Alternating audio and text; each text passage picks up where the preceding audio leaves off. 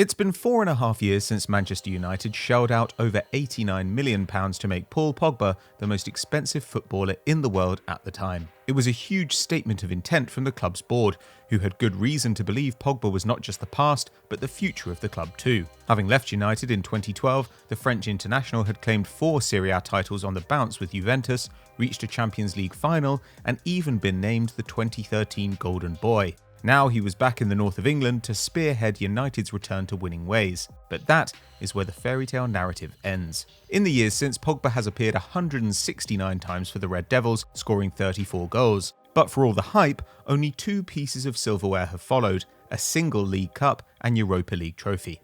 Over time, the Frenchman's stardust has well and truly faded, with United fans accusing him of laziness, sloppy defending, and reacting angrily to his provocative statements in the press. But has Pogba's return to Manchester United really been a failure? And if so, who is at fault? Let's find out. Positional problems. Manchester United have to take some blame for not finding Pogba's best position. The young Frenchman was so successful at Juventus because their system compensated for his desire to drive forward and attack. Normally deployed on the left side of a midfield 3, Pogba pushed on while Andrea Pirlo, Arturo Vidal and the wing-backs covered his tracks. It quickly became apparent Pogba was at his best when given a license to roam, rather than stuck at number 10 or made to sit deep. United claimed they were going to build their side around the young superstar, but initially failed to provide him the freedom he desires. In his first season back, Pogba was often deployed next to Marouane Fellaini at the base of a 4-2-3-1. With the weight of expectation on his shoulders, his involvement in general play rocketed. Pogba's average passes per game soared by 50%, and his long balls, clearances and aerial wins per game all improved. Positive in principle, but with his increased work rate all coming in the defensive third, Pogba's attacking threat waned. His shot numbers dropped off to 3.1 per game, still excellent, but with the majority of those efforts coming from range, he only hit the target 27% of the time. This was a career low, and Pogba scored 5 times all season. An additional problem was that even when he did push on, he left the United defence exposed and had to jostle for space with Wayne Rooney behind the striker. Unsurprisingly, his form improved drastically when deployed on the left side of a midfield 3 in the next 2 seasons. Playing alongside Nemanja Matic and the energetic Ander Herrera allowed him to thrive just as he had with Pirlo and Vidal in Turin. And with 2 wide forwards and a central striker in front of him, there was plenty of space for Pogba to perform at his creative best.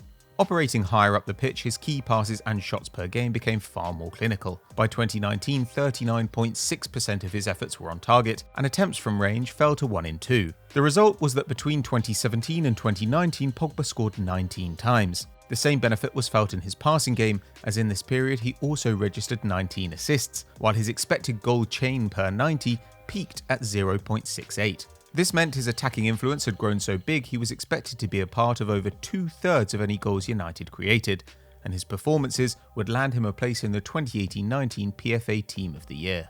Since then, however, changes to the United team have seen old positional issues re-emerge. Injuries ruined much of 2019 for Pogba, but when he returned there was a new obstacle in his way: Bruno Fernandes. The Portuguese playmaker has been a stunning addition to the Red Devils, scoring 15 and assisting 11 in under a year's worth of league action.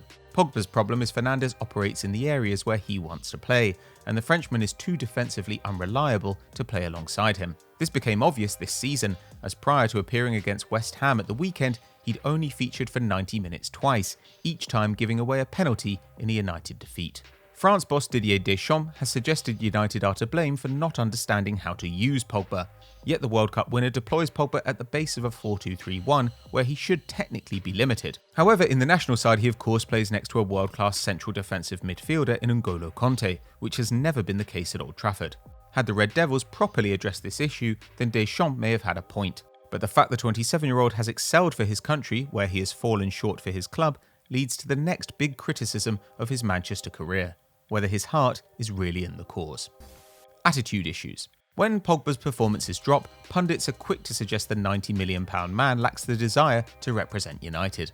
But is there any truth in that statement? The 2018-19 season marked the first major period where Pogba's attitude and commitment came under fire. Not long into the campaign, Jose Mourinho stripped the midfielder of captain's duties, unhappy with his work rate. Their relationship soured further when the two were caught arguing during a training session in late September, and the Frenchman was benched. This gave birth to the enduring speculation that he could leave Old Trafford. However, in December, Mourinho was sacked, having labelled Pogba a virus who influenced United's bad form. Despite the midfielder's strong individual finish to the season, United missed out on Champions League football, failing to win any of their final 5 games. Pogba chose this moment to state it could be time to have a new challenge somewhere else, which riled the club's fanbase. Countless examples of provocative rhetoric have followed since, while he's never hidden his admiration for Real Madrid, calling Los Blancos a dream for anyone on multiple occasions. United, in Pogba's eyes, was a stepping stone towards a greater project.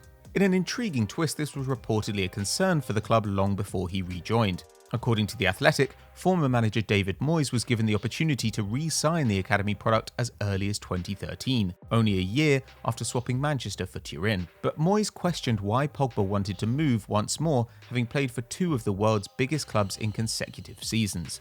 With doubts over his long-term ambitions, the Scot tried for Cesc Fabregas instead. Many believe Pogba's agent Mino Raiola is the reason the French star speaks up in the press. The Red Devils and Raiola have endured a long history of mistrust dating back to the Ferguson era, and Pogba's situation has only stoked more flames of discontent. The super agent has publicly ridiculed United a number of times, claiming they would ruin Pelé, Maradona and Maldini, and calling them a club out of reality without a sports project. He's accused the 13-time Premier League champions of holding Pogba hostage and encouraged Real Madrid and Juventus to bid for his star client. The result is a bitter working relationship, which has complicated further United business, such as their failed pursuit of Erling Haaland.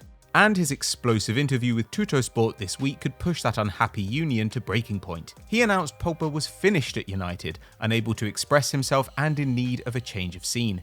It came days before a crucial UCL tie with RB Leipzig and the upcoming Manchester derby. It only added to the suspicions that a long-term exit strategy for Pogba has been in play. If so, his performances will have inevitably suffered. But it should also surprise no one that having pocketed over €30 million from Pogba's sale from Juventus in the first place, Raiola is keen to move him on again. Big transfers equal big business for the super agent. What happens now? Paul Pogba's contract at United expires in the summer of 2022, though after Raiola's comments he could easily be gone before then. The question is when, as each of the following transfer windows will see the value of Man United's prize asset diminish further. According to The Athletic, at the start of the 2019-20 season, the Red Devils would only listen to offers in the region of £150 million for the midfielder.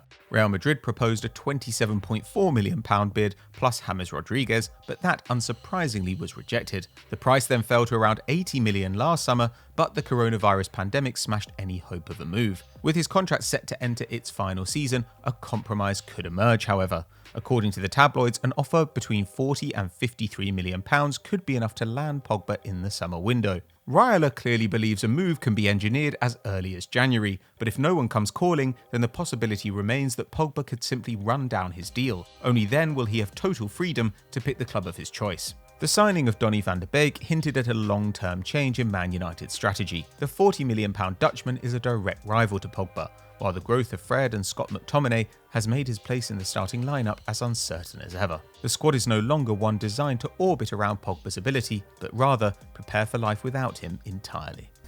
Make no mistake, when Pogba has been good, he has been very good. His goal against West Ham at the weekend was a timely reminder of that. The problem for most United fans is that these periods of quality have felt few and far between, and every time the club loses sight of the top teams in the Premier League, so too do they lose the focus of their record signing. Though Pogba has been let down by a system that doesn't always cater to his strengths, his performances in the press have done little to help his cause. But it could be his agent who has dealt the hammer blow in this broken marriage, pushing the Frenchman out of Manchester for good. So that's our view on why Pogba hasn't worked out at Man United, but what do you think the reasons are? Let us know in the comments below. If you enjoyed this video, don't forget to drop us a like and subscribe to the channel, hit the notification bell to never miss a video. We'll see you next time.